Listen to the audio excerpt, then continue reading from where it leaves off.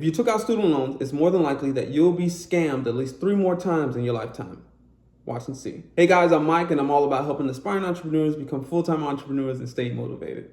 Guys, welcome back to the channel. In this video, I'm going to break down how, if you've taken out student loans, it's more than likely that you're susceptible to being scammed at least 3 more times in your lifetime. Just watch, wait, and I'm going to tell you right now. The first scam, you've already been caught with it. You took out the student loans. And that scam is, how can you provide any child that you don't even deem responsible or legal to buy liquor to get access to a lucrative amount of money that will never be forgiven? No matter what happens, you have to die in order for that to go away. That's the first scam. It's not going anywhere. It's going to be with you until you die. That's the first scam. But hey, I'm going to take accountability. I have taken accountability because I did buckle down and pay my $49,491 worth of debt.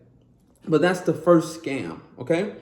You took out this loan, not really knowing what you were taking out, and now you get out of school and it's time for you to begin to repay that. It's a good chance, I'm just gonna assume it's a good chance, you probably didn't find a job within your degree field, within the career field that you needed. I'm just gonna assume that. And if I'm assuming correctly, now you're looking at a way of how am I going to pay off these student loans? And you know the second scam is you going out to get a public service or government job. Because you're only taking it for one particular reason. It's because it has the potential. We oftentimes forget the word just potential. It has the potential of forgiving your student loan. I know a lot of smart individuals, all right? That graduated and needed to figure things out and also took these kind of jobs to figure things out in addition to, well, if I stay here 10 years, which is 120 payments, 10 years, that they'll forgive it. But this is where the scam portion of it comes in. What you don't know is that within those 120 payments, you got to be qualified, you have to be eligible, and you have to do certain things in the bylaws to be eligible for that program.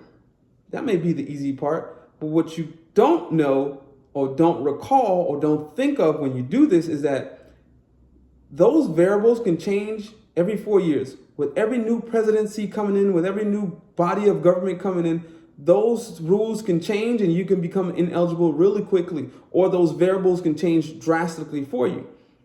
So what do? The third scam. Because on the second scam, you've already taken a public service or a government or nonprofit job, which already tells me you're not getting paid enough. So what do you need to do now? You're more than likely going to go get on an income-based repayment plan. Yep. They're going to lower your monthly payment, which sounds awesome, right? Sounds great. Until you realize that that reduced monthly payment doesn't even cover the principal. And I'm just going to use my roughly $50,000 worth of debt, student loans that I was in. If I am not paying the full balance at the end of every 12 months, I would gain at least $10,000 to $11,000 worth of additional debt. I would accrue $10,000 to $11,000 worth of interest at the end of every year. And if I'm going for that 10-year mark, that's $100,000 by the end of that 10-year for the potential of them forgiving my loan. And I only started off with $49,000. I only started off with $49,000. I only started off with $49,000. So now you're going into the income. Now you got your lower monthly payments. You got your lower monthly payments in hand now. So what is the fourth scam? You know what? Here's what they're going to tell you. Let me see. You know what? Since you're having a hard time paying your debt back, what you need to do is you need to go back to school to go get some more letters at the end of your name so you can potentially make more to come back and pay us. Yep. That's what I want you to do. That's exactly what I want you to do. It's not as if you went to school the first time, left school in debt, and then you're going to go to school the second time and you think you're not going to leave school in debt again. You didn't have the money the first time. You're not going to have it this time around.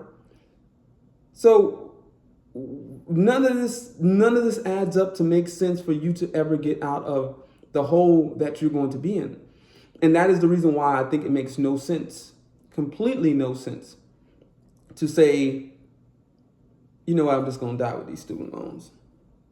Because it's just going to be a ball and chain that's, one, is never going to go away. Not even if you file bankruptcy, it doesn't go away. Isn't that crazy? Not even if you file bankruptcy. I'd rather take the time to become disciplined, knowledgeable, which I did. I took accountability for it and paid off my $49,491 worth of debt. And I spent 27 months as opposed to the next 10 years and waiting on potentially for someone to forgive my loan.